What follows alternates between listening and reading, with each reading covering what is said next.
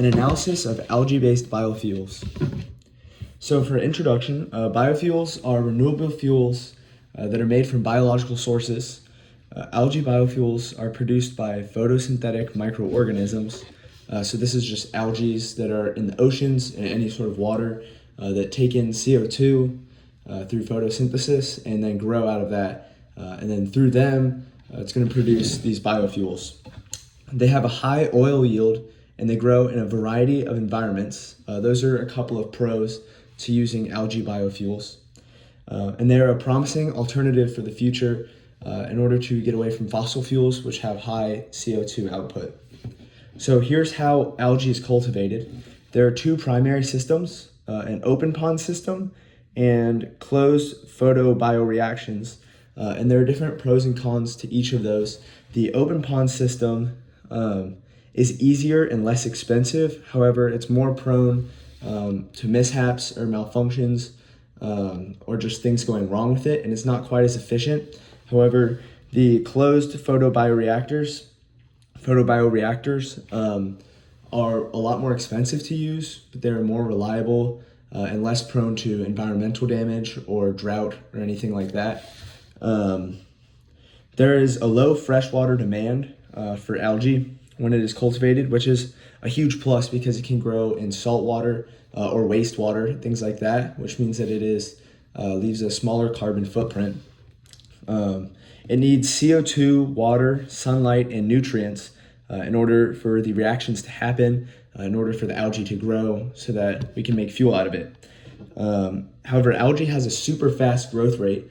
There are certain strains of algae that, if produced right and in optimal conditions, can double their entire mass in 24 hours, which is enormous, a huge plus for this fuel type. So here's the fuel production process. I have a picture here that takes us through a little bit of that. So there's 5 steps in the process. There's cultivation, which is where the algae is grown up using photosynthesis. There's harvesting, which is where the algal biomass is collected through centrifugation or filtration. There's extraction, which is where the lipids or the fats are taken out of the biomass into oil. There's conversion, which is where lipids are converted into biodiesel. And this usually happens through a process called transesterification, which is a chemical process that turns oil and fat into biodiesel, which is a huge process for this fuel type. Lastly, there's refinement, which is when the final product is actually refined into fuels that we use in real life, such as jet fuel or gas or ethanol.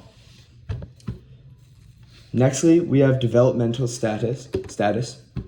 Right now, it is in production. We have the technology to be able to produce this type of biofuel. However, it's not really that applicable yet. It's very expensive and not super efficient energy-wise to be able to make this large scale or something that really can be used widely in the world.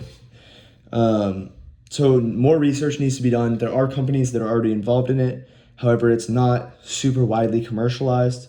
And again, this is just based on cost, scalability, and the overall energy output not being high enough to be able to fully transition to this yet in our society. So for carbon footprint impact, this is really a huge selling point for using algal biofuels. They actually have the potential to either have a neutral or even net negative carbon footprint, which means that basically all these fossil fuels and things that we use emit carbon into the atmosphere, which is bad for the earth. However, when we're making algae biofuels, it's actually taking in carbon through photosynthesis, which is just huge to be able to reduce the negative impact that using this energy has. And if used right, it even has the potential to take up all of the CO2 that's being produced by it whenever it's burned. So that is by far the biggest positive and the biggest driver in why we would want to start using algae. The economic impact, there's high initial production costs like we talked about before, which makes it hard to get going. However, it does produce jobs in biotech, farming, and engineering. There's a couple co-products that can also be used with algae, things such as animal food, fertilizer, and cosmetic products. And it does have a big possibility to reduce the dependency on fossil fuels in the future if we get to a place where that is something that's feasible cost-wise and energy production-wise, and where the word gets out enough about it to become a popular thing. That would impact the economy a lot as well. So for public communication, right now there's low public awareness about algae energy. Efforts by DOE and Algae Bass Organization are being made to spread the word about it. But it needs more public education and visibility. It needs to be pushed by commercials, by organizations, to be able to spread it to more people, so that there's more investors and just more talk, more interest to get policies made that could potentially push forward algae biofuel production. Here's my analysis and recommendations. So technology is viable but not cost effective yet. Like we talked about, there is tech that can make this fuel, but it's just not quite effective yet in terms of costs.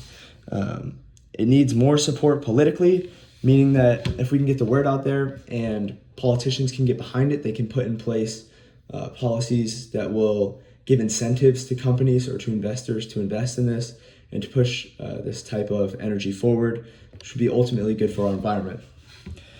It needs to have investment in research and development in order to produce better strains of algae and to produce a more streamlined process so that it can be more effective and efficient in the future, which will all just increase its scalability and its ability to be used more broadly in our society. So here's my plan if given absolutely unlimited funding. I would build large algae farms near factories because this is where the most CO2 is being produced and where algae would have the most opportunity to take up that CO2 and to help the environment and to grow rapidly in order to produce more energy.